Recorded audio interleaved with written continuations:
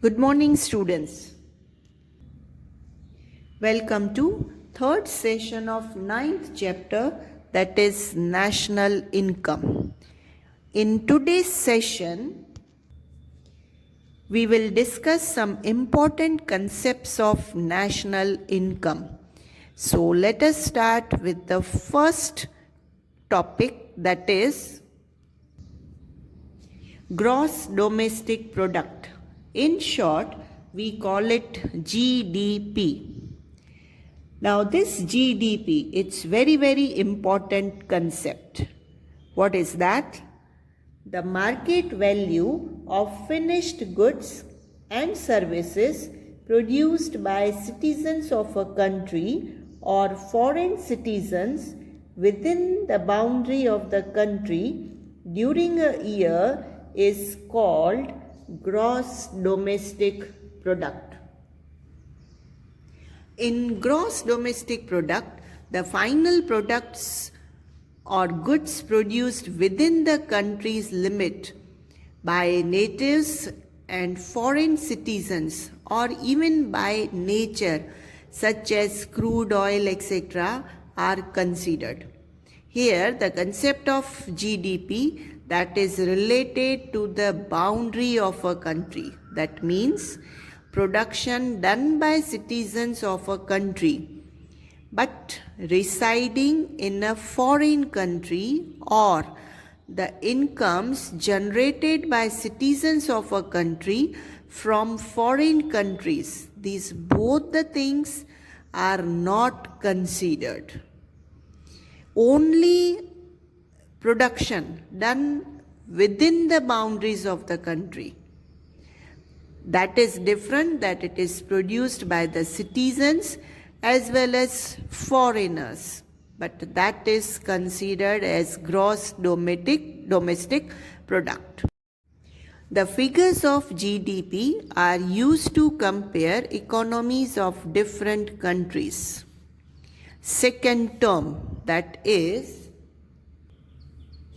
net domestic product, that is NDP. When factors of production such as machines, building, equipments, etc.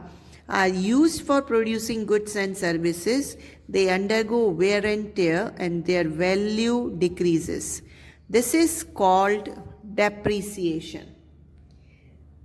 So, when the monetary value obtained after deducting depreciation from the market value of final goods and services produced by citizens of a country or foreign citizens within the boundary of the country during a year is called net domestic product.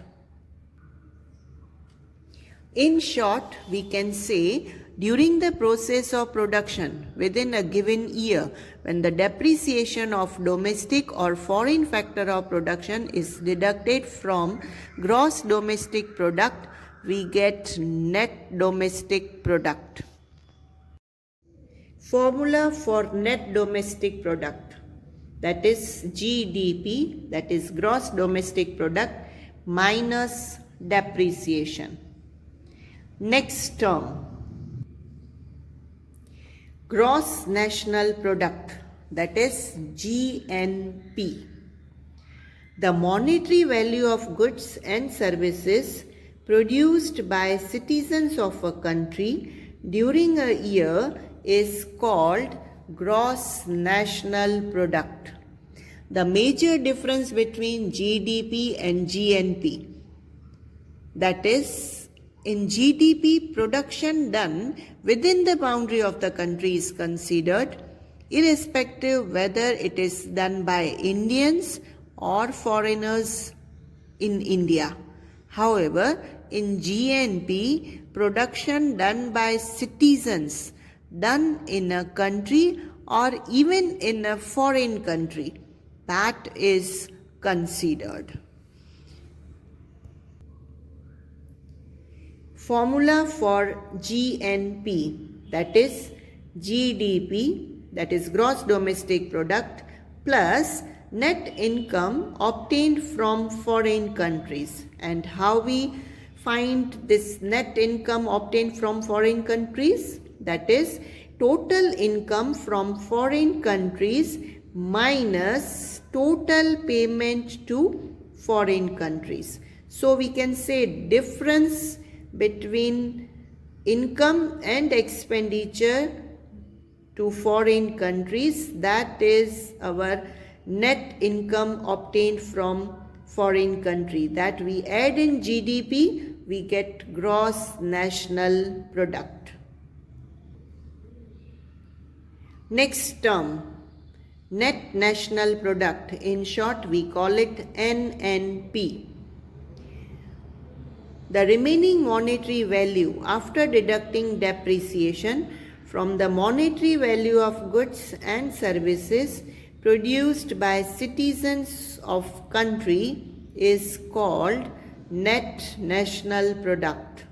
Here again depreciation is deducted from gross national product. And what is depreciation? Just now we discussed. Still once again, that is during the process of production, the depreciation of factors of production like machine, building and equipments occur and their values decreases. That is called capital depreciation. So this depreciation, when we deduct from GNP, that is gross national product, we get NNP, that is net national product. So formula for NNP, that is GNP minus depreciation. Today's session's last term, that is per capita income. National income is an indicator of economic growth, but per capita income, that is an indicator of national economic development. So first let us discuss what is per capita income. The income obtained by dividing the total national income by total population of a country, that is called per capita income. In short, we can say the average income per individual is per capita income. Question arises, how to find per capita income? So formula is gross national income. When we divide by total population, we get per capita income.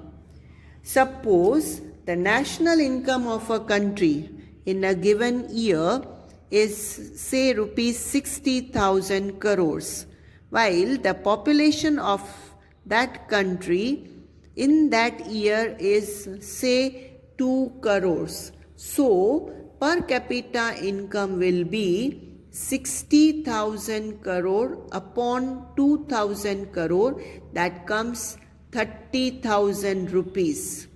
It means that on an average, every citizen of this country earns an income of rupees 30,000 during a year. Thus, per capita income is the average income per individual. Since per capita income is an average income of entire nation, some individuals might be earning less and some more. Hence, PCI is just an indicative figure and not a true figure of an individual's income. If per capita income is high, then the citizens will able to afford more goods and services, and their standard of living even will improve. Hope you understand these 5 important concepts of national income, because our next which topics are, if these terms meaning if you know, then that you will be able to understand. So this is an end of this session. See you in next session. Thank you.